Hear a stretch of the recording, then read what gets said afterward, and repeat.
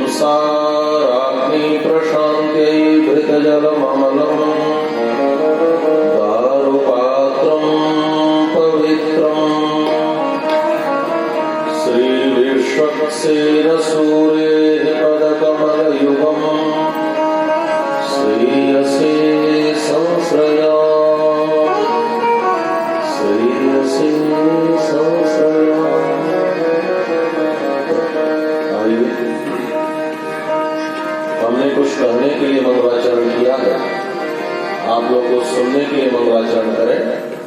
ठीक से पांव मोड़कर बैठ जाए, हाथ खोलकर बैठ जाए और बड़े भाव से हाथों का सदुपयोग करते हुए, करतलक ध्वनि करते हुए, ताली बजाते हुए भाव और प्रेम से दोबारा भगवान नाम का आश्रय लें। पुनः श्रीमद् वाल्मीकि रामायण के माध्यम से भगवान श्री राघवेंद्र की कथा सुधा का पाठ करें। श्री राम जय राम जय जय राम, श्री राम जय राम जय जय राम, श्री राम जय राम जय जय राम, श्री राम जय राम जय राम,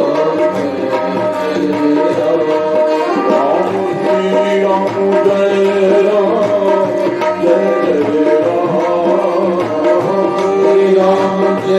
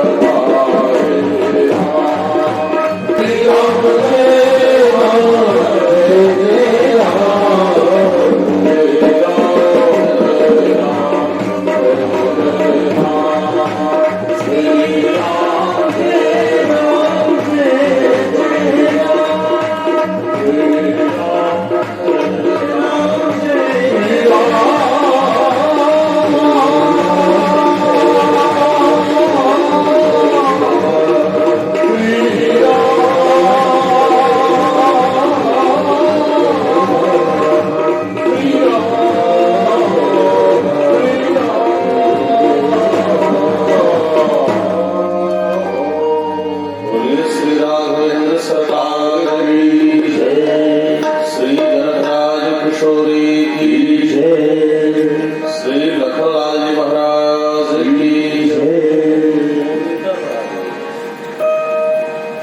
श्री भरत रिपुदमन लाल जी महाराज की जय, श्री हनुमान जी महाराज की जय, जगत बंद जगदाचार्य श्री त्रिदंडी स्वामी जी महाराज की जय, परम पूज्य श्री सुंदरराज स्वामी जी महाराज की जय, श्रीमद् वाल्मीकि रामायण की जय, जय जय श्री सीता राम, श्री राम श्री राम।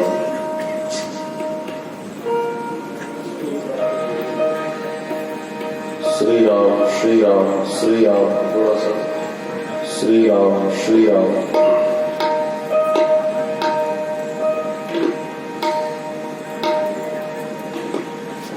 जिनकी तपा साधना के प्रतिफल के रूप में, जिनकी तपश्चर्या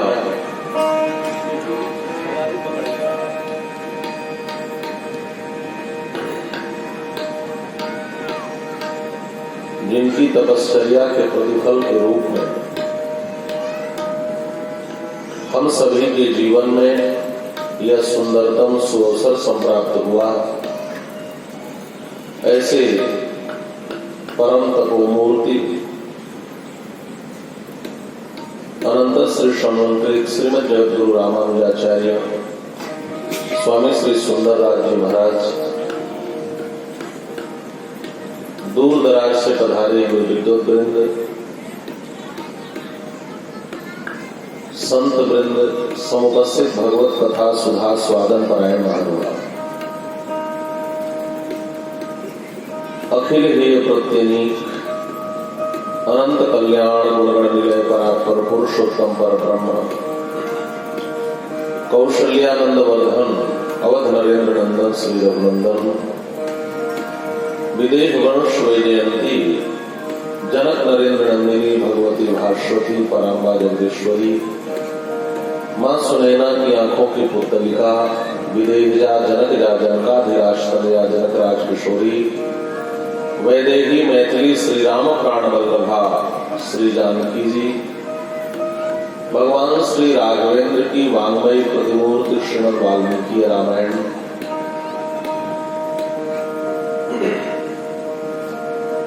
कथा सत्र के द्वितीय दिवस पर मां गंगा की गोद में बसे पूज्य बड़े सरकार श्री स्वामी जी के चरण रज से संपृक्त विशुपुर के इस पवित्र प्रांगण में पूज्य स्वामी जी के चातुर्मास यज्ञ की पूर्णता पर आयोजित श्री लक्ष्मी नारायण महायज्ञ के दिव्य सुअवसर पर वेदावतार श्रीमद् वाल्मीकि रामायण के माध्यम से भगवान श्री राघवेंद्र की कथा सरिता में अवगाहित होने के लिए हम लोग उपस्थित हुए हैं। आइए जो भी प्राप्त समय है उसका सदुपयोग करते हुए शांत चित्त, दत्त चित्त, एकाग्र चित्त, भाव चित्त और समाहित चित्त होकर श्री राम कथा की इस मंगल मंदाकिनी में प्रवेश करें। गत दिवस आपके समक्ष श्रीमद् वाल्मीकि रामायण का परिचय रखा गया था। यह वाल्मीकि रामायण महार्घ और दिव्य ग्रंथ है, ये साधारण नहीं है। स्वयं भगवान वेद ही वाल्मीकि रामायण के रूप में अवतार लेकर के आए हैं। वेद वेद्ये परे पुंषि जाते दशरथात्मजे, वेद प्राचेत सादासीत साक्षात रामायणात्मना। वेद वेद्य परम पुरुषोत्तम भगवान श्रीमन नारायण जब श्री राम के रूप में अवतार लेकर, दशरथात्मज के रूप में अवतार लेकर इस धरती पर आए, तो अपने परमात्मा के गुणानुवाद को न छोड़ सकने के कारण भगवान वेद भी श्रीमद् वाल्मीकि रामायण के रूप में अवतार लेकर के आए। गोस्वामी श्री तुलसीदास जी महाराज भी कहते हैं कि महर्षि वाल्मीकि ज्ञानी नहीं विज्ञानी है, शुद्ध नहीं विशुद्ध है, और श्री सीताराम जी के जो गुणों का समूह है वह एक जंगल की तरह है। जंगल के जानकारों के साथ जंगल में प्रवेश करोगे तो भटकोगे नहीं।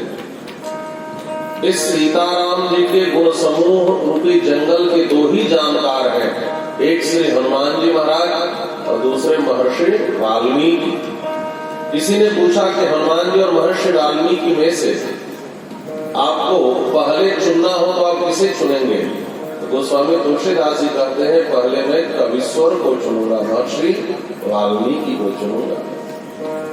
सीताराम गुणग्राम पुण्यारण्य विहारिणो वंदे विशुद्ध विज्ञानो कवीश्वर कपीश्वरो।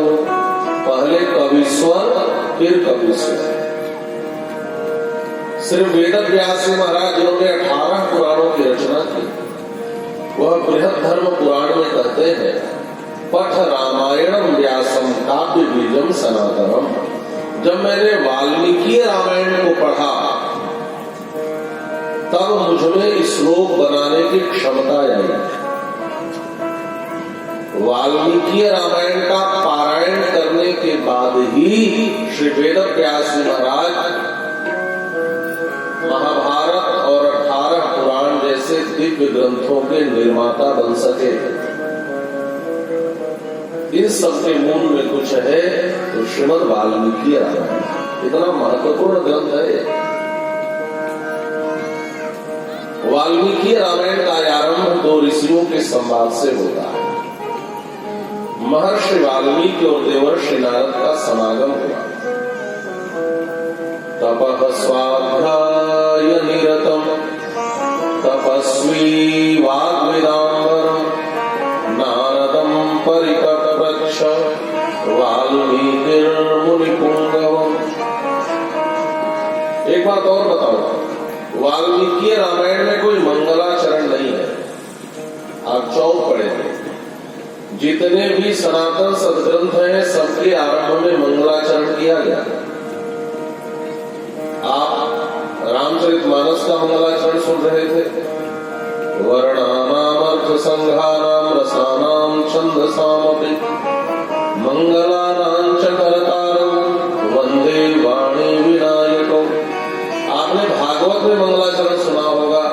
जन्माद्यस्य तन्मयादितरतश्चार्थेषु विद्यास्वराट् तेने ब्रह्म हृदयादि कवये मुह्यन्ति यत्सूरयः तेजो वारिमृतां यथा विनिमयो यत्र त्रिसर्गो मृषा नाम्ना स्वेन सदा निरस्तकुहकं सत्यं परं धीमहि।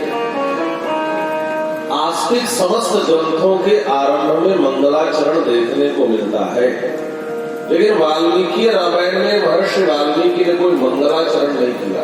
इसका कारण क्या है? कहा मंगलाचरण किसके लिए किया जाता है?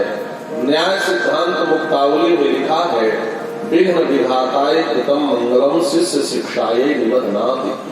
हमारे कार्य के मध्य में विघ्न न आए और हमारी आने वाली शिष्य परंपरा भी समझे कि कार्यारंभ में मंगलाचरण करना चाहिए, इसलिए इसका निबंधन किया। महर्षि वाल्मीकि ने क्यों नहीं किया? महर्षि वाल्मीकि कहते हैं कि राम जी की कथा स्वयं मंगलात्मक है। वहां से सुनेंगे, मंगल करण कलिमल हरण तुलसी कथा रघुनाथ की। राम जी की कथा स्वयं मंगल करने वाली है, तो इसका मतलब आपको राम कथा पर विश्वास नहीं है, और यदि है तो फिर राम कथा में आरंभ में मंगलाचरण की कोई आवश्यकता नहीं है। ये महर्षि वाल्मीकि की मान्यता है।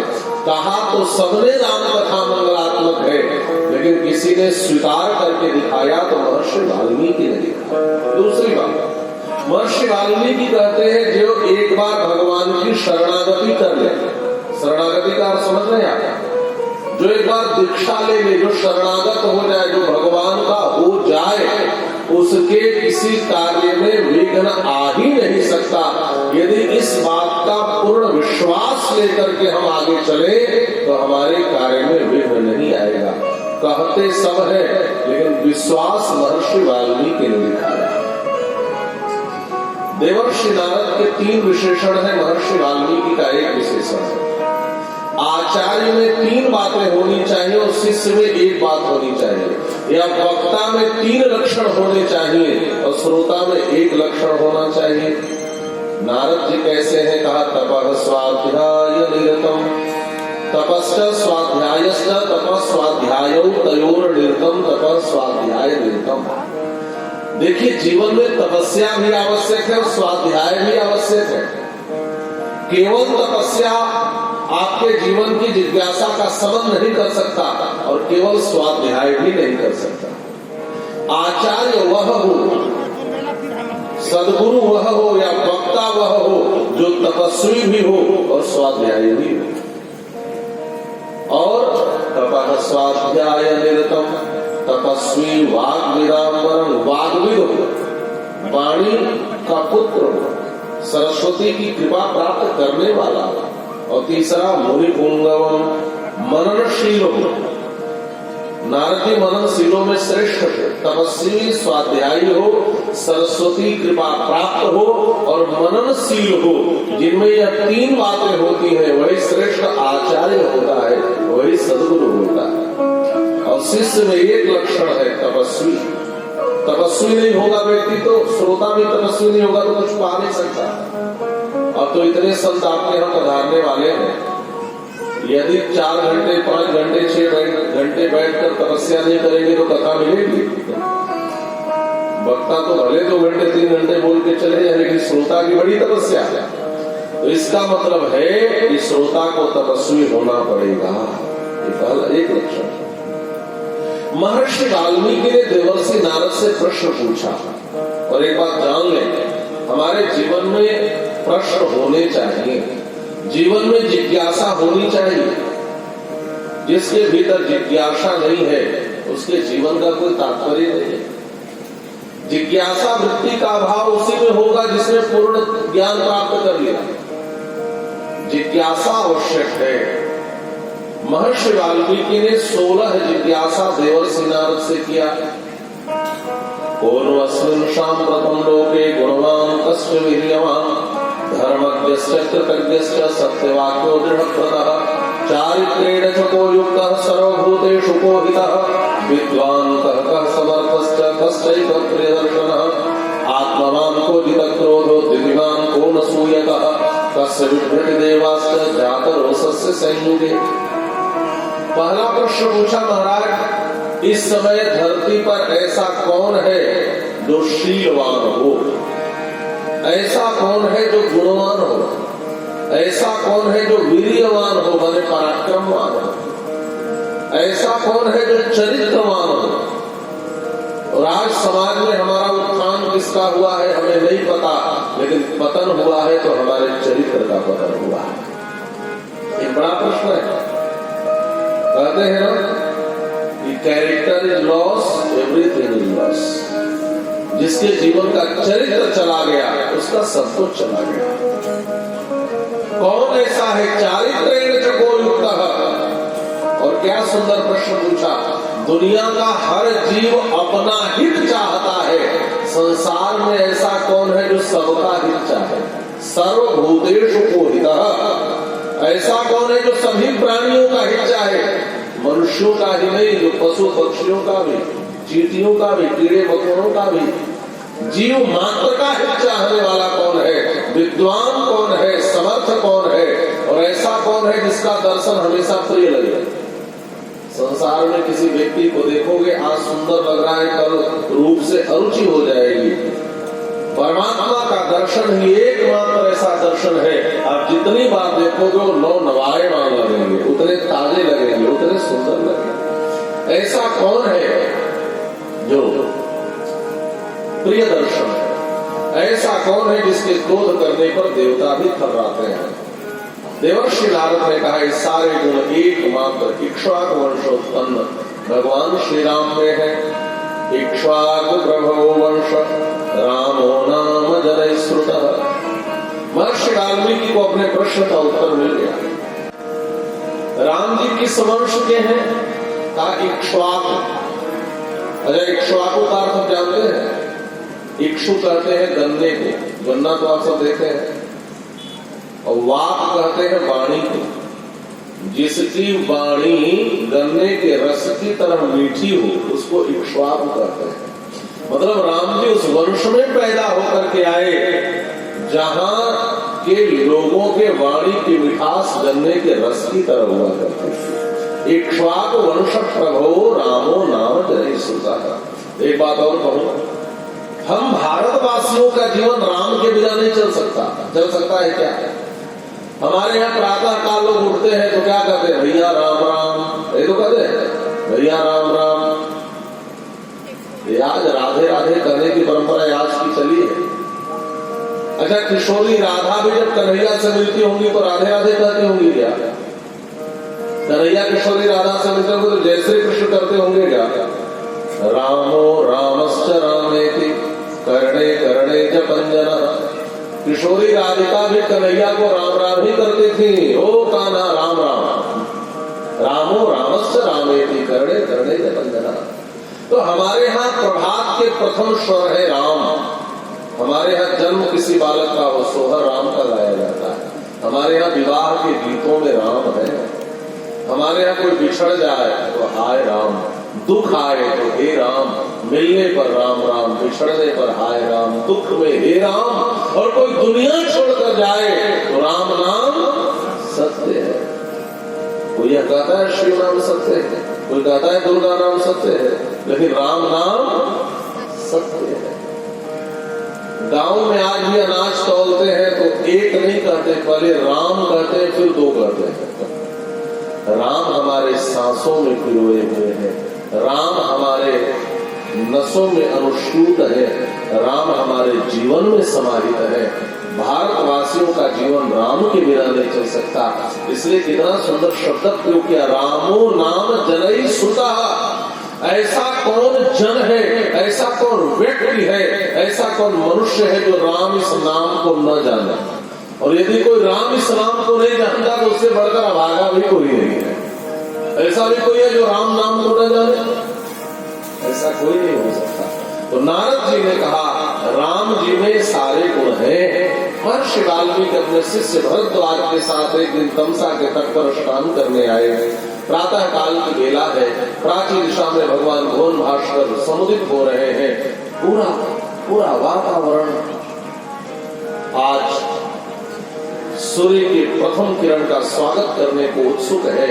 तमसा की धारा कल विराम करके प्रवाहित हो रही है। महर्षि वाल्मीकि का मन यहाँ के प्राकृतिक छटा पर विमुग्धित है। महर्षि वाल्मीकि कभी प्राचीन दिशा की लालिमा को देखते, कभी समुदित होने वाले भगवान सूर्य नारायण का दर्शन करते, कभी कल निनादी तमसा की धारा को देखते, कभी कलरव कर रहे वृक्षों को देखते, कभी प्रातः काल के सुरभित मंद सुगंध वायु से प्रवाहित हो रहे इन पादपों को देखते, इन वृक्षावलियों को देखते। इतस्ततः महर्षि वाल्मीकि की दृष्टि जा रही थी। दो युगल क्रौंच आपस में प्रेमालाप कर रहे थे, प्रेम विहार कर रहे थे। महर्षि वाल्मीकि की दृष्टि उन पर गई। उसी समय एक सनसनाता हुआ तीर आया और नर क्रौंच के हृदय को विद्ध कर दिया। क्रौंच एक पक्षी है और क्रौंची, वो दोनों आपस में प्रेम कर रहे हैं। सुबह का वक्त है। उसी समय किसी बहेलिये ने बाण मारा और जो नर क्रौंच था, पुरुष क्रौंच था, वह धड़ाम से धरती पर गिर के तड़पने लगा। उसको देखकर क्रौंची तड़प उठी। क्या देखा? वो चोंच उठा करके बोलते हुए प्राण त्याग रहा था। क्रौंची दौड़ कर आई, उसकी चोंच में अपना चोंच मिला दिया। उड़ते हुए गई, तमसा से जल की बूंद लाई, उसके चोंच में डाला, लेकिन क्रौंच उसके प्राण नहीं बचा सकी। उस क्रौंच के प्राण चले गए। अपने क्रौंच को मरते देखकर क्रौंची रोने लगी, तड़पने लगी। उस क्रौंची की तड़प को देखकर इस ऋषि का हृदय करुणा प्रबोधित हो गया। महर्षि वाल्मीकि का हृदय रो पड़ा। इनके मुख से एक शोक प्रकट हुआ और यह शोक ही दुनिया का पहला श्लोक बन गया। ध्यान से सुनिए, दुनिया का पहला श्लोक प्रकट हो रहा है। मानिषाद प्रतिष्ठां त्वं गमः शाश्वती समाः यत्रौंच मिथुनादेकम् अवधि काममोहितम्। अरे क्रौंच, अरे बहेलिए, अरे पाप करने, अरे निषाद, तू अनंत काल तक कभी प्रतिष्ठा को प्राप्त नहीं कर सकता। तुमने प्रेम आलाप करते समय मिथुनावस्था में नर क्रौंच को तुमने मार गिराया। बोल तो दिया, निकल तो गया श्लोक, लेकिन सोचने लगे हो ये मेरे मुख से क्यों निकला, इसका मतलब क्या है। हमारे आचार्यों ने कहा दुनिया का पहला श्लोक यह शापात्मक नहीं हो सकता। बड़े सरकार श्रीमद वेद मार्ग प्रतिष्ठापनाचार्य, वेदांत प्रवर्तक आचार्य, सत्संप्रदायाचार्य स्वामी श्री विश्वक्सेनाचार्य श्री त्रिदंडी स्वामी जी महाराज कहा करते थे, वो 1 महीने वाल्मीकि रामायण कहते थे। जो पुराने लोग हैं जानते होंगे, बड़े सरकार चैत्र महीने में 1 महीने केवल वाल्मीकि रामायण कथा करते थे, 1 महीने। और स्वामी जी भी बड़ी अद्भुत व्याख्या इस श्लोक की करते हैं। हमारे आचार्य कहते हैं यह शापात्मक नहीं है, यह मंगलाचरणात्मक। मंगलाचरण 3 प्रकार के होते हैं, आशीर्वादात्मक, नमस्कारात्मक और वस्तु निर्देशात्मक। इन तीनों प्रकार के मंगलाचरण का अनुसंधान इसमें है। अब जो समय है इसके अंतराल में जल्दी जल्दी अपनी बात कर रहा हूं। मां का अर्थ व्याकरण में निषेधात्मक होता है, नमांग योगे। मां शब्द का प्रयोग नकारात्मक होता है, जैसे कहते हैं ना मां शब्दम कार से, मां शब्दम कुरु, माने शब्द मत करो, तो नकारात्मक है। लेकिन अमर कोश में मां शब्द का अर्थ लक्ष्मी होता है। इंदिरा, लोक माता, मां, क्षीरोद तनया, रमा, ये सब लक्ष्मी के पर्यायवाची है। और सिद्ध धातु का अर्थ बैठना होता है, तो मां माने सीता और निषाद माने राम जी, जो सीता जी के पास बैठे।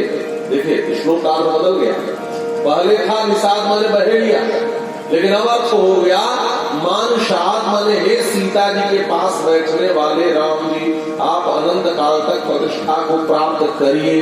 क्योंकि आपने क्रौंच क्रौंची में से नर क्रौंच को मारकर जगत का मंगल किया है। क्रौंच शब्द के 3 अर्थ होते हैं। क्रौंच गत्यर्थक है, क्रौंच का अर्थ कुटिल है और क्रौंच का अर्थ अल्पी भाव है। क्रौंच का अर्थ होता है कुटिल। इस रामायण का सबसे कुटिल पात्र कौन है आपको पता है? इस रामायण का सबसे बड़ा अपराधी पात्र है जयंत और सबसे बड़ा कुटिल पात्र है रावण। ध्यान से सुनेंगे। रावण अपराधी क्यों नहीं है? का इसलिए नहीं है कि रावण जगत जननी जगदम्बा मां जानकी का हरण करके भले ले गया हो, लेकिन आपने कभी सुना कि रावण ने कुछ जबरदस्ती, कुछ बलात् सीता जी के साथ कुछ करने की कुछ चेष्टा की? रावण ने माता सीता के अंग प्रत्यंग में कोई चोट नहीं पहुंचाया, कभी ऐसा किया? सीता जी पर कोई प्रहार किया? सीता जी के साथ कभी कोई जबरदस्ती की? कभी नहीं किया। लेकिन एक ऐसा पात्र है जिसने सीता जी के अंग पर चंचुक प्रहार किया, सीता जी के शरीर पर चंचुक प्रहार किया।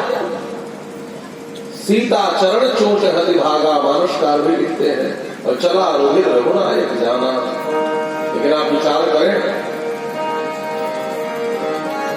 जयंत का अपराध बड़ा है रावण की अपेक्षा, लेकिन हमारे राम जी ने जयंत को क्षमा किया, लेकिन रावण को क्षमा नहीं किया। रावण को क्षमा नहीं किया। कारण क्या है? कारण अनेक है, एक तो मैं निवेदन कर रहा हूं। पहला कारण यह है कि रावण जब जानकी जी का अपहरण करने आया तो साधु का वेश बनाकर आया। किसका वेश बनाकर आया? साधु का वेश बनाकर आया। देखिए, समाज में बुरा व्यक्ति बुरा काम करे तो समाज उतना आहत नहीं होता, समाज को उतना बुरा नहीं लगता। लेकिन कोई साधु का वेश बनाकर समाज में गलत काम करे तो समाज को बहुत पीड़ा होती है। जिससे अच्छाई और उच्चता, उदात्तता की अपेक्षा होती है, समाज में यदि वह व्यक्ति ऐसा आचरण करे, कोई कुत्सित आचरण करे, तो समाज उससे पीड़ित होता है।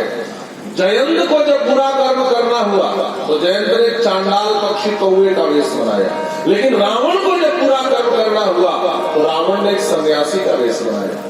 बुरा बनकर बुरा कर्म करना उतना बुरा नहीं है, लेकिन समाज में अच्छा बनकर, सन्यासी बनकर बुरा कर्म करना बहुत बुरा है। इसलिए रामायण का सबसे कुटिल पात्र रावण है।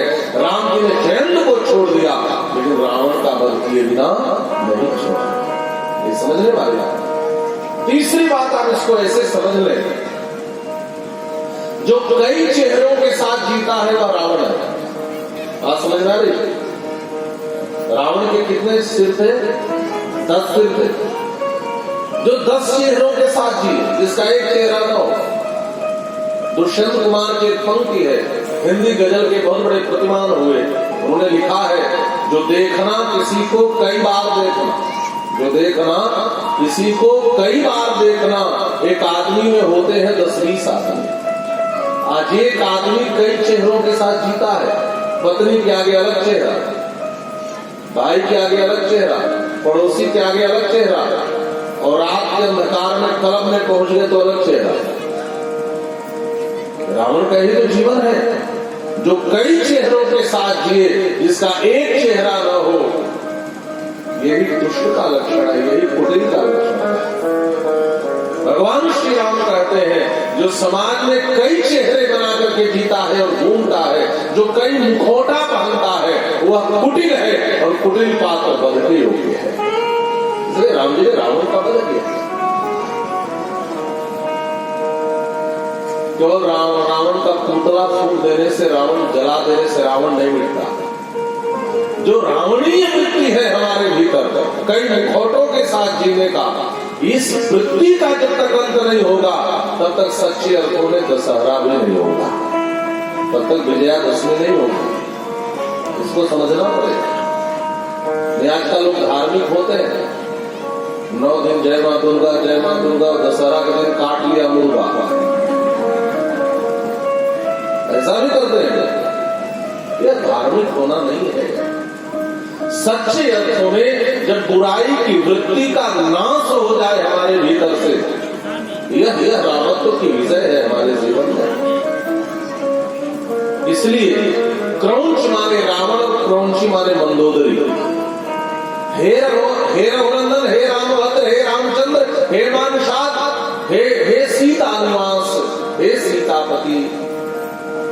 आपने क्रौंची में से, रावण मंदोदरी में से नर क्रौंच रावण का वध करके जगत का मंगल किया है। इसलिए आपका हमेशा मंगल हो। इस श्लोक का अर्थ ही बदल गया। महर्षि वाल्मीकि सोच रहे मेरे मुख से क्यों निकला, इसका अर्थ क्या है, इसका तात्पर्य क्या है। अपने कुटिया पर आकर बैठे थे, वहीं ब्रह्मा जी आ गए। विचार मत करो, एक श्लोक के वास्तव कार्या नात्र कार्या विचारणा। हे महर्षि, ये मेरी प्रेरणा से श्लोक प्रकट हुआ। मच्छंदा देवते ब्रह्मन् प्रवृत्तेयं सरस्वती। यहाँ मच्छंदा देव का अर्थ है मह्यम मत कल्याणार्थम प्रादुर्भाव संकल्पो यस्य स मच्छंदा। मैंने जिनकी प्रेरणा से मैं स्वयं प्रकट होता हूँ, उस राम जी की प्रेरणा से ही आपके भीतर सरस्वती प्रकट हुई है। इसलिए आप रामायण की रचना करो। महर्षि वाल्मीकि ने ब्रह्मा जी से कहा, महाराज मैं तो राम जी के विषय में कुछ जानता ही नहीं हूँ। उन्होंने कहा चिंता मत करो, मैं आशीर्वाद देता हूँ। तच्चाप्य विदितम सर्वम विदितम ते भविष्यति, अविदितम सर्वम विदितम भविष्यति। जितने अविदित चरित्र हैं वो सब आपको विदित हो जाएंगे। ब्रह्मा जी आशीर्वाद देकर चले गए और महर्षि वाल्मीकि लेखनी लेकर, तूलिका लेकर, कलम लेकर के रामायण लिखने बैठे, लेकिन एक अक्षर भी लिख नहीं सके। अब थोड़ी और गंभीरता सुनेंगे तब बात समझ में आएगी। ये तो भूमिका है। भूमिका मैंने समझ, जैसे महल बनाना हो तो पहले नींव नीचे खोद करके आधार बनाया जाता है। तो सब रामायण की थोड़ी सी भूमिका है। तो थोड़ी कल हुई थी, कुछ आज समझ लें, तब आगे कथाक्रम में हम लोग चलेंगे। रचना कैसे हुई देखिए। महर्षि वाल्मीकि के पास राम जी ने वाल्मीकि रामायण की रचना के लिए 3 लोगों को भेजा। सबसे पहले 2 लोगों को भेजा। पहले सरस्वती को भेजा, फिर ब्रह्मा को भेजा। एक जो श्लोक प्रकट हुआ है सरस्वती है, लेकिन रचना नहीं है। ब्रह्मा भगवान के कर्म है, वाणी को भेजा, कर्म को भेजा, और अपने मन नारद जी को भेजा। कौन कौन आया? सबसे पहले नारद जी आए, फिर सरस्वती आई, फिर ब्रह्मा आए। मन वचन कर्म तीनों से राम जी ने प्रयास किया, लेकिन रामायण की रचना नहीं हो पाई। क्यों? क्योंकि वाल्मीकि रामायण रामचरित्र नहीं है, वाल्मीकि रामायण सीता चरित्र है। महर्षि वाल्मीकि स्वयं कहते हैं रामचरितमानस में रामचरित्र की प्रधानता है, लेकिन वाल्मीकि रामायण में सीता चरित्र की प्रधानता है। काव्यम रामायणम कृष्णम सीतायाश्चरितम महत् कौलस्य वधमित्येव चकार चरितम व्रत। महर्षि वाल्मीकि लिखते हैं कि मैं इस काव्य का नाम भले रामायण रख रहा हूं, लेकिन इसमें सीता जी का महान चरित्र है। सीता जी का साधारण चरित्र नहीं है। ध्यान से सुनेंगे। राम जी समझ गए सीता चरित्र को वही लिख सकता है जिसके हृदय में करुणा हो, जो पीड़ा को समझता हो, जो वेदना को समझता हो। कुछ ग्रंथों में महर्षि वाल्मीकि का पूर्व चरित्र मिलता है। हालांकि वाल्मीकि रामायण के अनुसार ऐसा लगता है कि महर्षि वाल्मीकि कोई डाकू चोर पहले के नहीं थे, लेकिन कुछ ग्रंथों में और वाल्मीकि की ऐसी कथा मिलती है कि जिन्होंने जो पहले डाकू थे बाद में राम नाम के अनुसंधान से ऋषि बन गए। वाल्मीकि रामायण में कहीं नहीं लिखा, और कुछ संतों ने तो यह माना है वो और वाल्मीकि रहे होंगे जो चोर डाकू रहे होंगे। जो वाल्मीकि रामायण के रचनाकार रहे वो प्रचेता के 10वें पुत्र है। उत्तरकांड में लिखा है प्रचेत सोहम 10वां पुत्रो राघव नंदन। जब सीता जी की पवित्रता की बात आई तो महर्षि वाल्मीकि संकल्प करते हैं, हे रघुनंदन, मैं प्रचेता का 10वां पुत्र, जिसने जीवन में कभी झूठ न बोला हो, कभी असत्य का आश्रय नहीं लिया हो, कभी अपकर्म न किया हो, तो मैं कहता हूँ आपकी सीता पवित्र है। ऐसा संकल्प लिया है। तो इससे सिद्ध होता है कि महर्षि वाल्मीकि दूसरे। लेकिन यदि माना जाए तो एक ऐसा व्यक्ति जिसको किसी को मारने काटने में एक क्षण नहीं लगता था, एक पक्षी को मरते देखकर जिसका हृदय रो पड़ा हो, क्या इतनी करुणा सीता चरित्र लिखने के लिए काफी नहीं है? राम जी कहते हैं नहीं, अभी जितनी करुणा चाहिए उतनी करुणा महर्षि वाल्मीकि के हृदय में समुदित नहीं हुई है। अब मुझे अपनी सीता को महर्षि वाल्मीकि के आश्रम में भेजना पड़ेगा।